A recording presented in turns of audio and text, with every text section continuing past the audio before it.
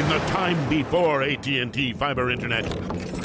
What? What are you doing in me dungeon? It's the only place where the bloody Wi-Fi works. Oh, and you don't mind the spiders? Spiders? What spiders? Oh no, they're everywhere! Oh! In the time after AT&T fiber internet. It's nice having fast, reliable Wi-Fi in the whole house. For sure. The dawn of a better internet era with AT&T fiber. Limited availability in select areas. Check eligibility at att.com/getfiber. AT&T Smart Wi-Fi extenders may be required. Sold separately. Restrictions apply. Now, Mystery Theater. Brought to you in part by True Value Hardware, your store of first choice.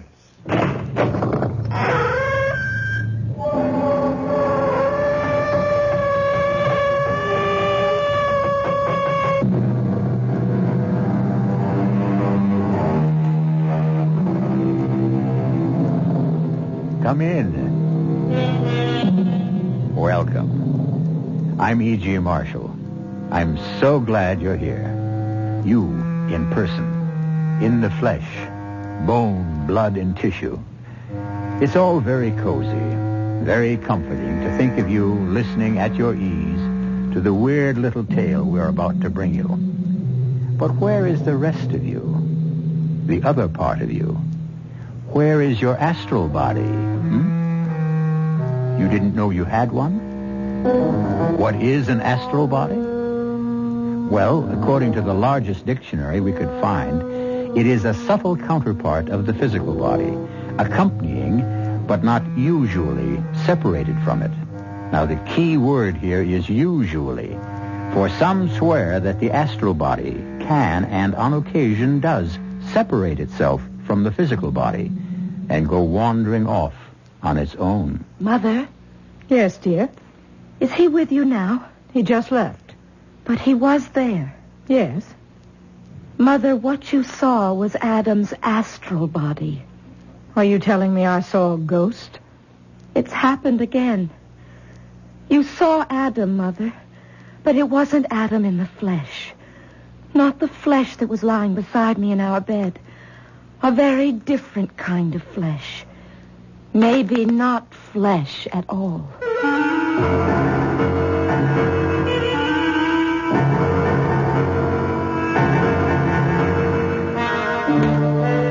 Our mystery drama, Adam's Astral Self, was written especially for the Mystery Theater by Elspeth Eric and stars Michael Wager and Jennifer Harmon.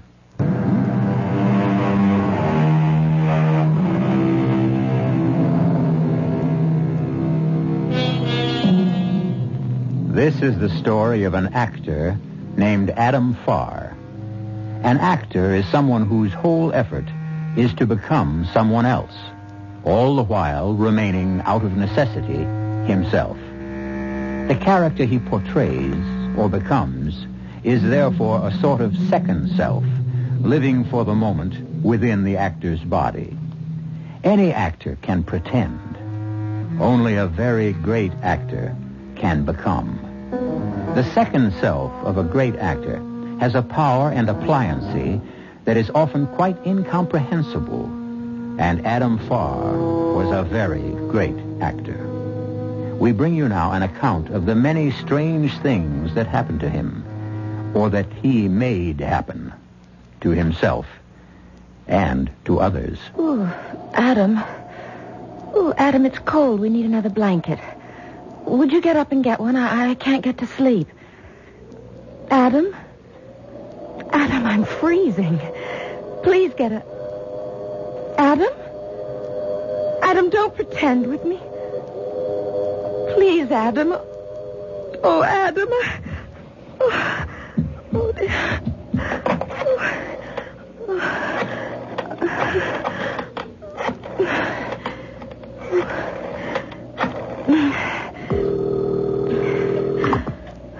Yeah? Hello? This is Tessa, Mother. Mother, I can't wake him up. Adam? Of course, Adam. What do you mean you can't wake him up? What I said.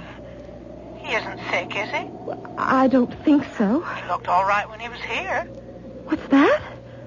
What did you say? I said he seemed all right when he was here. He was at your house? He stopped by for a minute. When was this? A little while ago.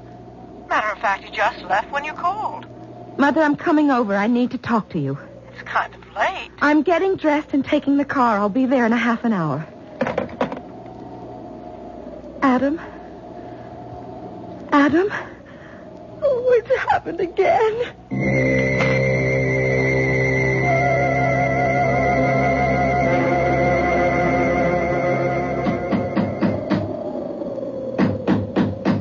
Just a second, Tessa. Come in, darling. Sorry to disturb you, Mother. It's all right. Give me your coat. I'll hang it up. Is it snowing? No, but it's about to. Come, sit down. I've got a fire going. Now, what's got you so upset? When was Adam here, Mother? I told you on the phone about an hour ago. He was only here for a minute or two. I was at the piano practicing some Chopin etudes. I looked up, and there he was. I must say I was surprised to see him so late at night, and such a bad night at that. But he smiled at me and motioned me to go on playing. And I did, and then we exchanged a few words. What did Adam say? Heavens, I don't remember. Tessa, what is it? What's the matter? It may interest you to know that Adam was in bed with me, in our bedroom, in our house, the entire time. Since right after dinner, lying right beside me. He must have got up after you went to sleep. I didn't go to sleep. We had a late dinner, then I cued him in his lines for the new play, and then we went to bed.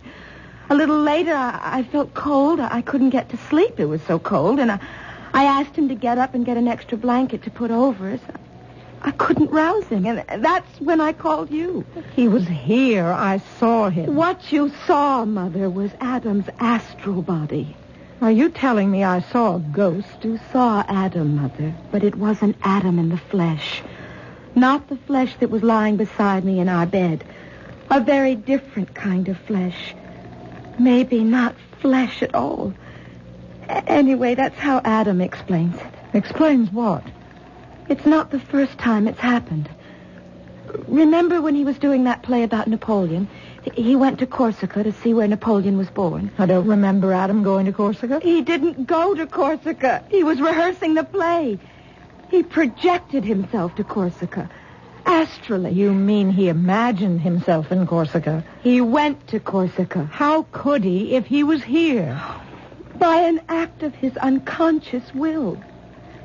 Well, that's what he says anyway. Tessa, dear, Adam is an actor. A very great actor. He did a lot of research on Napoleon before he did that play. Maybe he imagined. Oh, that's what I thought when he told me that he'd been there. But after the play opened, I talked to one of the actors, a bit player, who was born in Corsica. His mother still lives there, and he said his mother had seen Adam in Corsica, crossing a little footbridge. She recognized him from all the films he'd made, and she asked if she might take his picture. You're not saying. I'm saying she did take his picture and sent it to her son, and he showed it to me. A picture of Adam standing on a little footbridge in Corsica. You recognized him? It really was Adam? It wasn't a very good picture, but it was Adam, all right. I showed it to him, and he said yes, he remembered the bridge and the woman, and having his picture taken, he said he was there. I said I didn't believe him. The man in the picture must have been his double, and he laughed and said, yes, it was his double, his etheric double. In other words, his astral body, a spirit body shaped just like his own physical body. The same size. A body that could detach itself and move about wherever he wanted it to go. I never told you about this because I didn't want to frighten you, but now It doesn't frighten me. It frightens me. I think it would be lovely to have an astral body and go floating about in it. Adam says everyone has an astral body. So I suppose anyone can go floating about in it if they've a mind to. Personally, I wonder if I could. Adam says that when people die, you can see the astral body hovering over the earthly one. But that's marvelous. Well, I'm glad you think so. Because I'm leaving him, Mother. I want you to stay with Jonathan until I find a place to live. You want to leave a wonderful man like Adam? Do you know he thinks he can fly? Really? Really fly? By himself? Well, he hasn't quite got the knack of it yet, but he says that because he hasn't learned to concentrate correctly. I used to think I could fly. Mother, will you do it? Come live at your house? Or let Jonathan come live here with you? I think it would be best if I came and stayed at your house. When were you planning to leave? Well, just as soon as I've told Adam.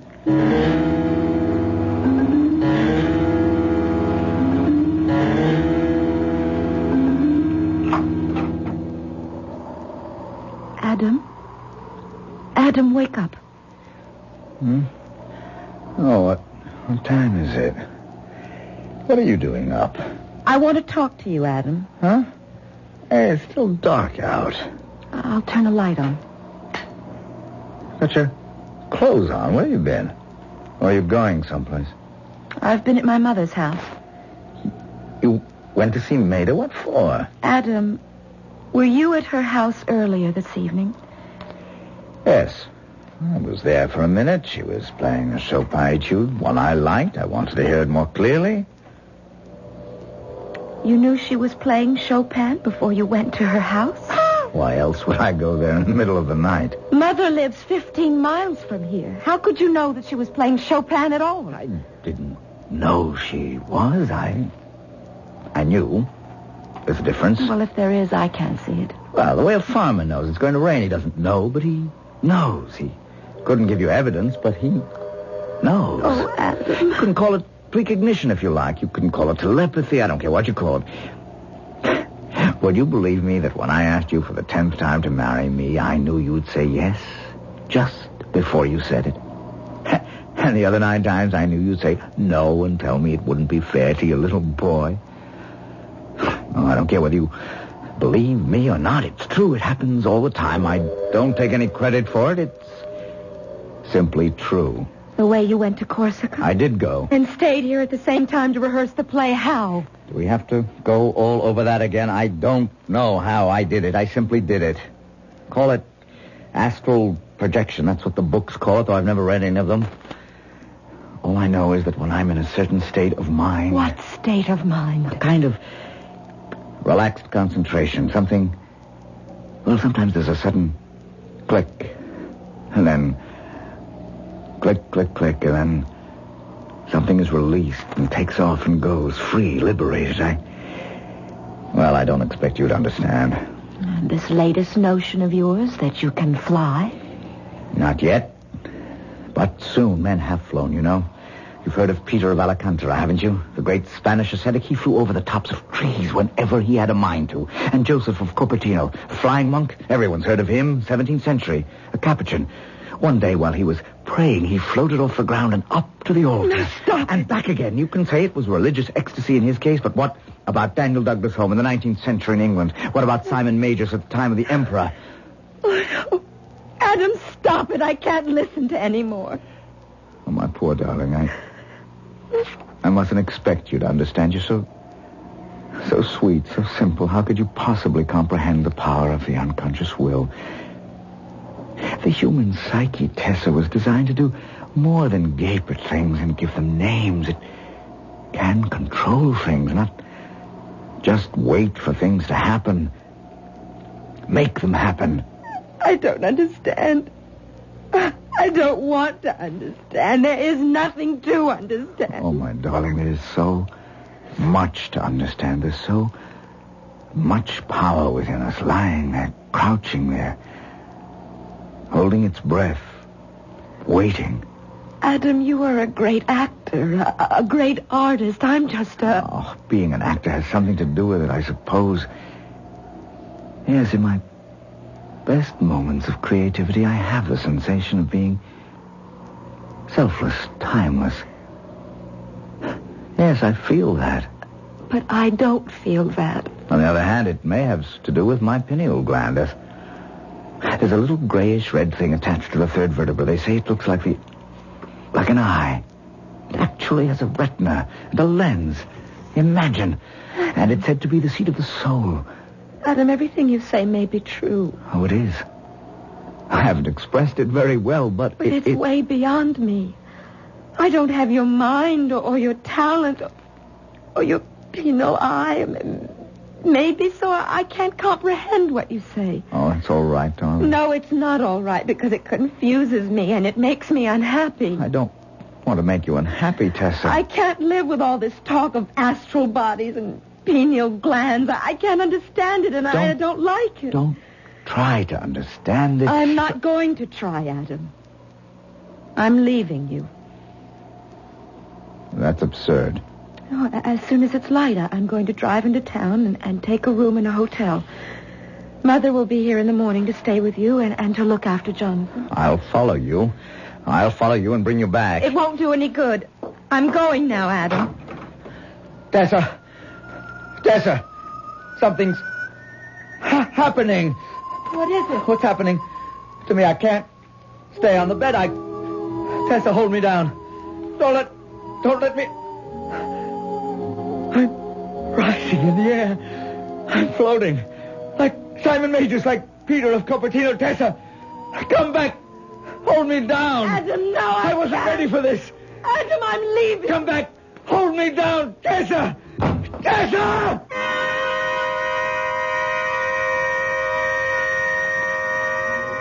But Tessa has gone, and Adam continues to rise steadily from his bed. Perhaps it is better to fancify that one can defy gravity, if only one wanted to, than to discover that one is actually doing it when one doesn't much want to. We'll return shortly for Act 2.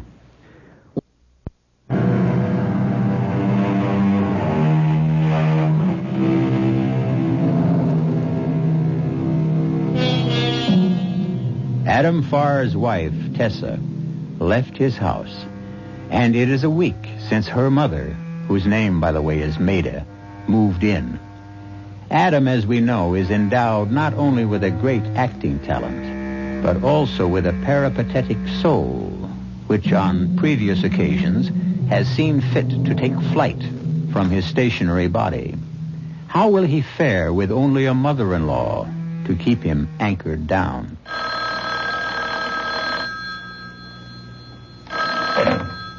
Mr. Farr's residence. Mother?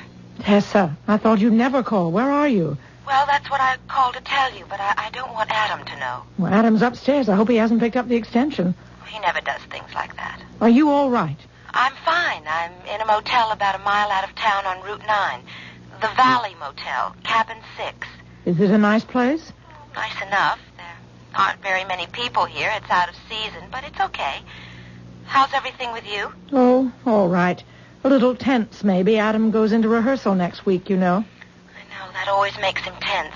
But he's managed to stay in his physical body, if that's what you're worried about. Well, I wasn't worried exactly. I just wanted to be sure you were all right.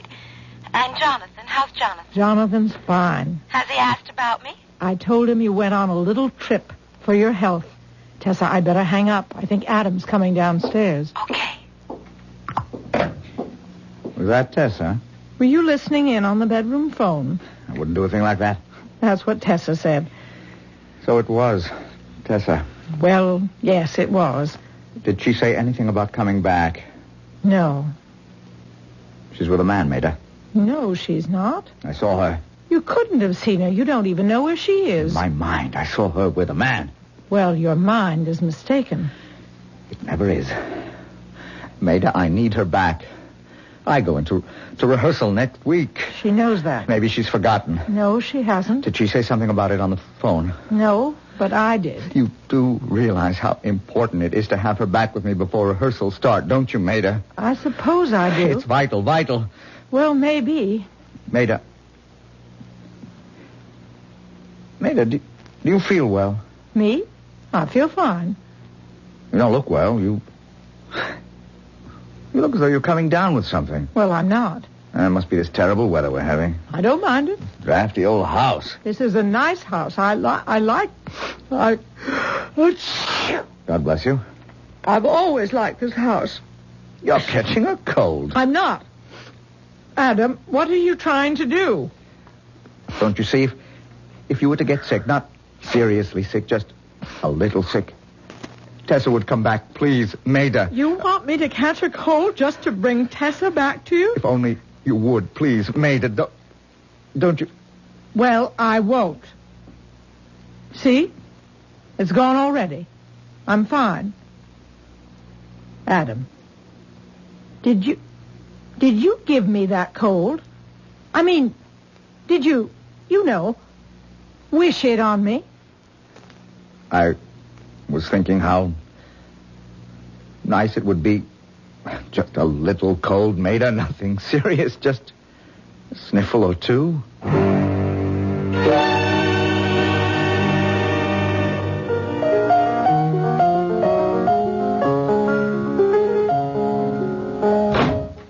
Is that you, Adam? Yep. Run upstairs, Jonathan. Get ready for dinner. Oh, go on playing, mate. It sounded beautiful. I've been playing all afternoon. I'm tired. Where have you been? Oh, Jonathan and I were playing. Playing what? Well, we tobogganed for a while. Looks to me like you did a little skiing. Well, I went down a couple of slopes. Not Jonathan, though. He doesn't know how to ski. You didn't offer to teach him, I hope. He doesn't even own a pair of skis. And he's not going to for a while yet. Well, I sort of promised him. You're not to promise him any such thing. Matey's going to want them. He's never wanted them before. Adam, did you try to talk him into learning how to ski? Did you? He is old enough. Did you let him use your skis? No. If you did... I just let him stand on my feet while I was... You didn't. He was perfectly safe. I held on to him. What if you'd fallen? Jonathan could have broken an arm or a leg. He could have been killed. Oh, not killed, mate. I'm a good skier. Oh, just a broken bone or two. Is that your idea? At his age, it wouldn't have been serious. And a cold at my age wouldn't be serious either. Well, no. But either one would serve to bring Tessa home. Is that it? Maida, rehearsal start next week. You're impossible. Absolutely impossible. Well, what have I done? I haven't done anything. Did you tell Jonathan to take a hot bath when you brought him home? Is he supposed to take a hot bath? Jonathan, you're to take off those wet clothes and get into a hot bath. You hear? I didn't do anything.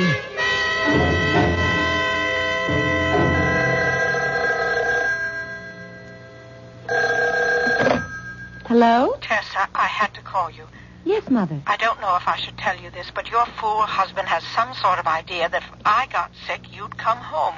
Are you sick? No, I'm not sick. Adam tried to give me a cold, but I caught on right away and put a stop to it. Well, Mother, if you're sick, I'm not sick. I'm not sick. Now, if you just listen. Adam thinks that if I got a little cold or something, or if Jonathan were to break an arm or a leg, you'd come home. Well, I would. That's why I'm calling you. I'm not sick, and Jonathan is perfectly fine, and we're both going to stay that way. So you're not to worry, you hear me? Not to worry. Oh, I hear him coming downstairs now, so I'll hang up. Goodbye. Bye, Mother. Oh, for goodness sake. Your mother, huh? Yes. No trouble, I hope. Well, she just called up to tell me everything's fine. Oh. That was very nice of her. Well, yes, it was. You look worried. You want to tell me about it? I know we only met last night, but I feel I've known you for years. It's my husband. He goes into rehearsal next week, and he's always a little, difficult just before he goes into rehearsal. He's a marvelous actor. Yes, he is. I remember him in that play about Napoleon. The Man from Corsica. Yes, I saw it twice. Then he made the movie. I saw that 3 times. And all his other plays and all his pictures. Oh, my, what an actor. Yes, what an actor. It must be fascinating to live with a man like that. Fascinating? Well, what a personality. Wow. Yes, wow. Makes me wonder how you can stand spending time with somebody like me. I mean, what's the percentage? Why, Philip, you're a very nice man. Very, very nice. Oh, yes, perhaps, but, next to your husband. Why do you have to say next to my husband? Next to anybody? Why can't you be all by yourself? You're good enough. Oh, I don't know if I'd go that far. I would, anytime. Speaking of next to your husband, you know, I was there last night. What? You were there? Yes, standing right next to him. In my dream. I had a dream about him. Of course, I recognized him right away from his movies and all, but I must say I never thought I'd meet him. Not even in a dream. What happened in the dream? Did he give you his autograph or what? No, nothing like that. Not much of anything happened. I was right here in this room, or maybe it was in my own room. These motel rooms all look alike, and I turned around and there he was. Oh, I was so impressed. Even in my sleep, I was so impressed I couldn't get my mouth open to say anything. I just looked at him. And he looked back at me and... Oh, boy. Did he look sad? Sad? Yes. Sort of shook his head like he couldn't stand it, or he was sorry for me or something. He was so sad. Philip, then what happened? I woke up. Huh. Crazy kind of a dream to have, wasn't it? I must be nuts. You think so? Not you, Philip. Not you. No, not you.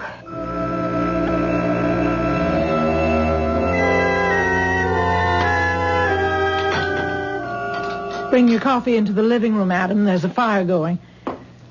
Terrible weather. Absolutely terrible. You feeling all right, Maida? I feel fine, so don't start that again. I just asked. Jonathan is fine, too. That's good. Here's your coffee. Whatever gave you the idea you could make either one of us sick? Just by thinking of it. Oh, not really sick. Just a little... Just enough so Tessa would come back. Yes. How did you figure she would know? Oh, she'd know. We don't all have your psychic gifts, Adam. Yes, you do. Only you don't use them. Oh, Adam. Tessa would have known. There's a good deal of telepathy between Tessa and me. I'd know if she was sick. That doesn't mean it works both ways. It must work both ways. It must. Don't count on it. Mate, if I could only convince you. There's a huge reservoir of feeling in us all. And that feeling is full of power and resources, cleverness, inspiration. Every man and woman alive possesses it, not just geniuses and mystics and philosophers. Everyone has it. The meanest of us. But most of us won't use it. We let it lie dormant while we coast down the slide of our humdrum days toward the grave. You may have it, Adam. You are, after all, a very great actor. I don't act by myself. I don't act for myself. I act in front of people, for people, and they react. Something profound in me is rousing something profound in them. The thing that's in me is calling to the same thing in them. Oh, what's the use? You don't want to understand. It's all so futile and so tiring. Adam, I may as well tell you, I phoned Tessa and told her. Told her what? Your little plot to make me come down with something, or Jonathan. I felt she should know. That's all right. You thought you were doing the right thing. I'm glad you're not angry. Doesn't make any difference. It's perfectly clear my powers are failing anyway. If they weren't, you'd have got sick, or Jonathan would have had a little accident, and Tessa would have come home, no matter what you did or didn't do. You mean you're beginning to lose faith in yourself? I guess I am.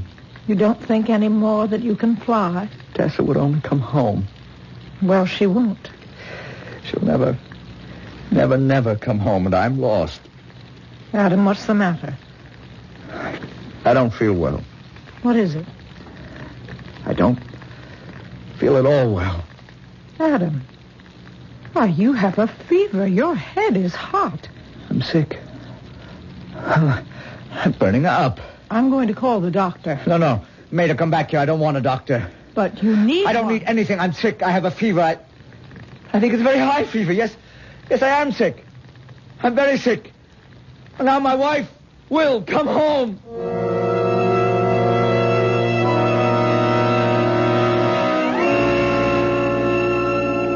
We all know there are people who will do anything to get what they want. They'll lie, they'll cheat, they'll steal, they'll even murder. And if everything else fails, they'll get sick.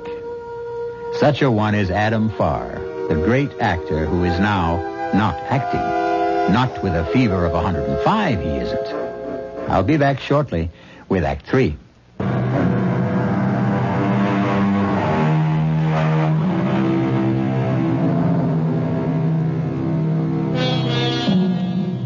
After unsuccessful attempts to confer telepathically, a small ailment on his mother-in-law, and a minor injury on his stepson in order to bring his wife home, Adam Farr, actor extraordinary, has now come down with a raging fever, which we assume he conferred upon himself. Where there's a will, there's a way. And Adam Farr has a very powerful will. Do try to lie still, Adam. I want to change the compresses. Rehearsals. Next week, rehearsals. I start rehearsals. If you don't let me take care of you, there won't be any rehearsals, so please lie still. Tessa, I need you. Tessa, come home to me. Tessa. I'm dying. Adam, let me call a doctor. Not yet. Not till Tessa comes home. I'm going to get some more ice, Adam. Will you be all right? I'll be all right when my wife comes back to me. I'll fly to meet her. You'll do no flying of any kind. You're weak as a kitten. Now lie there quietly if you can while I get more ice for the compresses. Maida, don't leave me. I'll be right back. I think she's coming home. Tessa, are you coming home? Yes.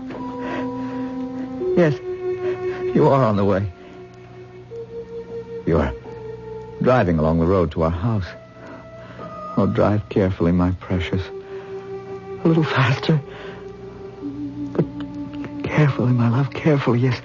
Yes, that's it. The turn is up ahead. You haven't forgotten it, have you? That's it, now.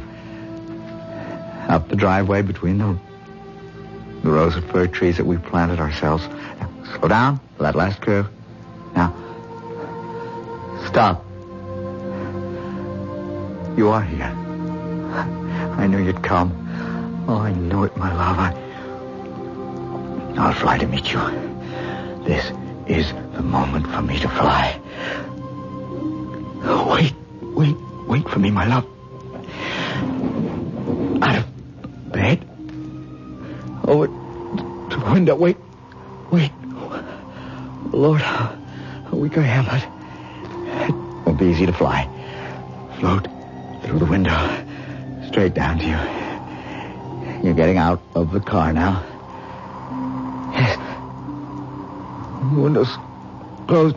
Wait, my darling, I've only got to open it. Why does it? Oh, and I've locked. No. There it is. I think I've got it. There. A little more, and I'll fly out the window and down to you. A little bit more. Oh, Tessa. Tessa, I couldn't quite manage it. I have the... Adam, you got out of bed. Are you all right? Yes, all right. Whatever possessed you? Answer the door, Maida. Let me help you up. Leave me here and go answer the door. What? There is someone at the door. No, there is not. Tessa. Tessa's at the door. Go, let her in.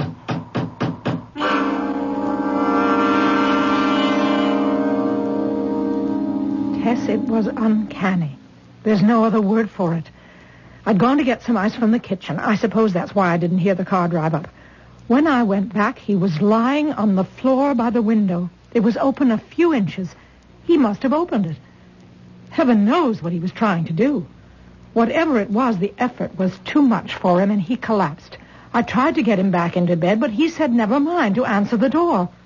I thought, well, now he's really delirious because there wasn't a sound. He said there's someone at the door. I said, no, there's no one. He said Tessa's come home. And then we heard the door knocker. Oh, Mother. We both know by now Adam's a very strange man. You know I told you on the phone he wanted me to develop a cold or Jonathan to have a little accident just to bring you home. Well, it never occurred to me he'd make himself sick, but he did. And look, it brought you home. I suppose we should go up and see how he is. Yes, we should. I left him lying on the floor. He seemed perfectly lucid and very calm. I was the one who was frantic when I heard the knock at the door. Well, now you've got some idea what it's like living with a man like Adam. Yes, I have. Well, he got himself back in bed anyway. That's good. Adam? He's sleeping. It's the first time he's slept since he took sick. Adam? Adam? It's Tessa. I'm here. Adam? What's the matter with him? It's like the other times. You mean... His astral body is gone someplace else. Gone? Where? Heaven only knows.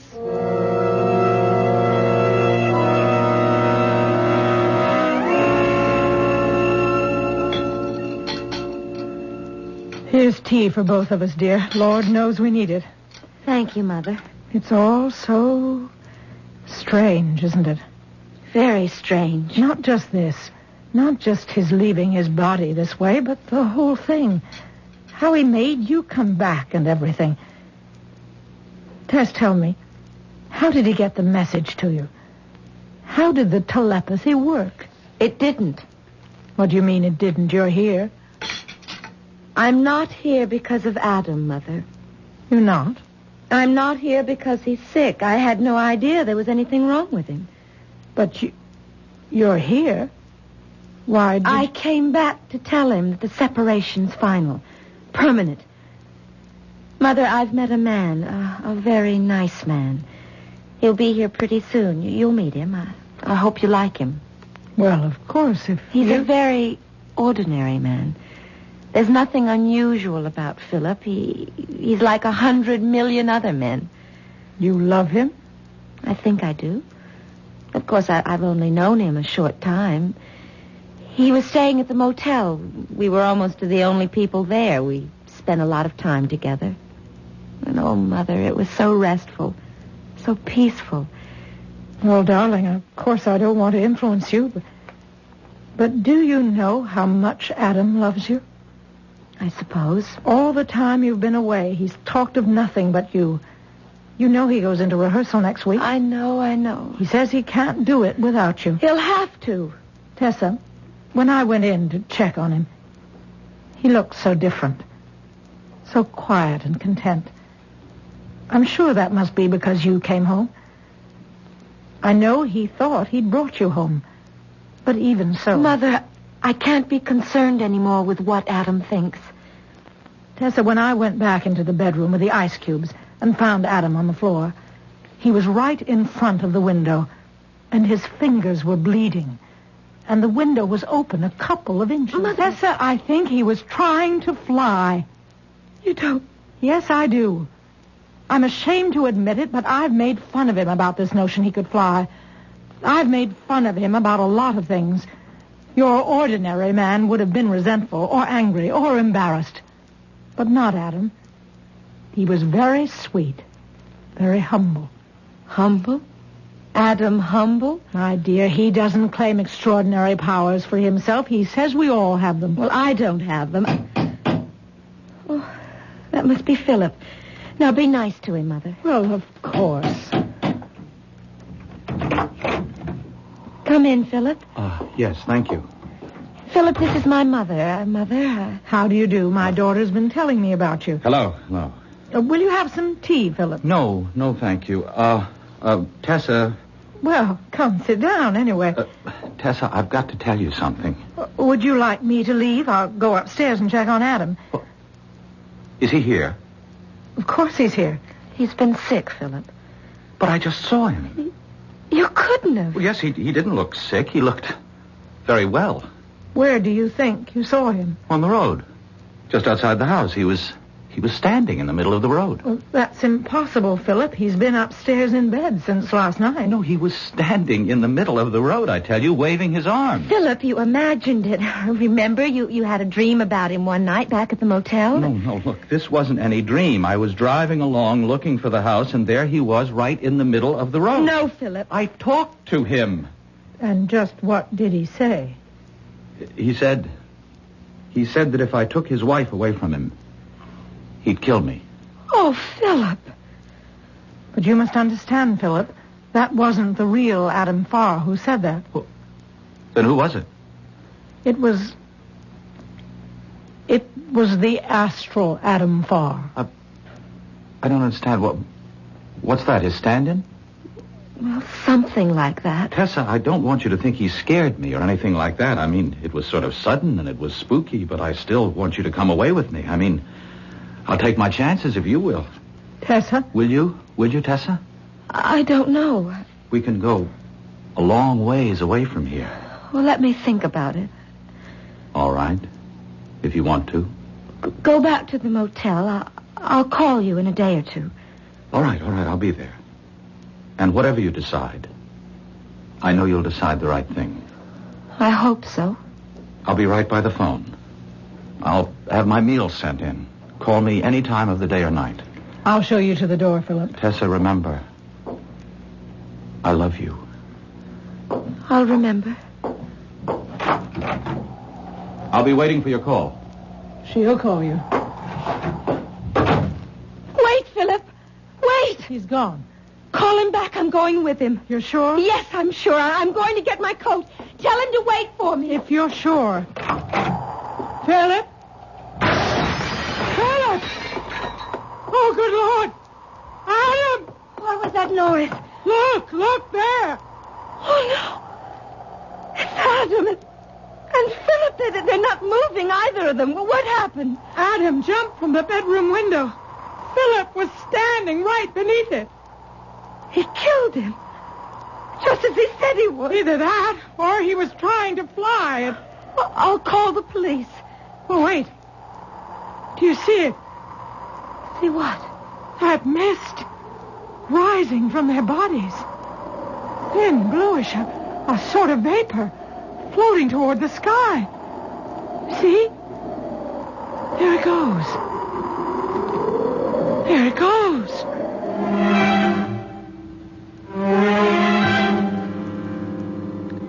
A spirit of the same size and shape as the physical body, which can detach itself and move about in space and time. In the last moment of life, it detaches itself in the form of a thin bluish vapor and moves upward. That is how Adam Farr would describe the astral self. And for all I know, he's perfectly right. Anyway, it's pleasant to think so. I'll be back shortly.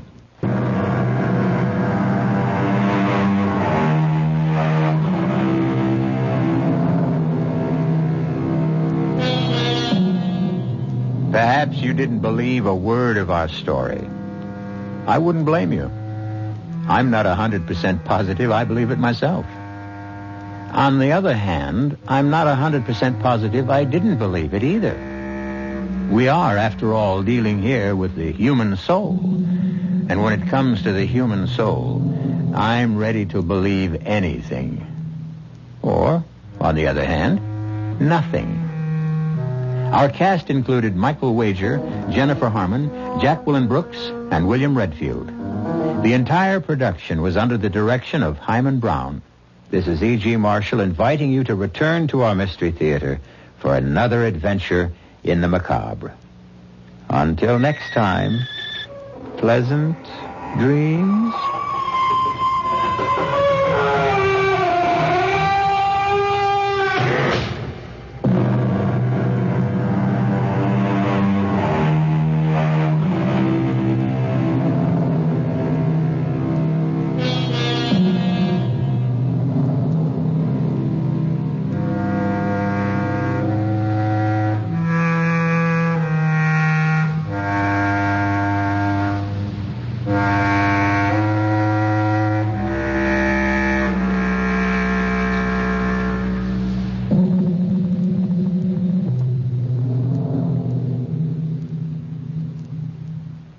At ADP, we work with more than 860,000 companies worldwide. That gives us a pretty good idea of how to help businesses grow stronger. Whether it's through data insights that help you make informed decisions about building a team that works better as a team, or by keeping you ahead of thousands of changing regulations so you can keep ahead of everything else. Like building that better team. Grow stronger with ADP. HR, talent, time, and payroll.